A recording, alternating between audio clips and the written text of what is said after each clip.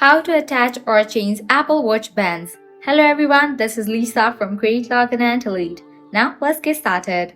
Firstly, I will be showing you guys how can you remove the band.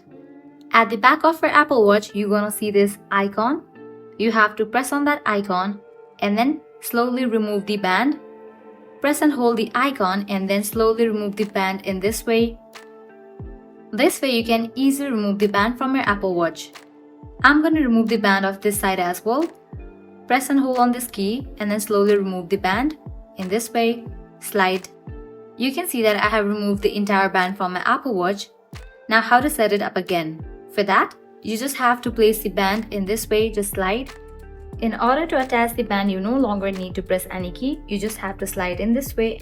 Well, this way you can easily attach bands to Apple Watch.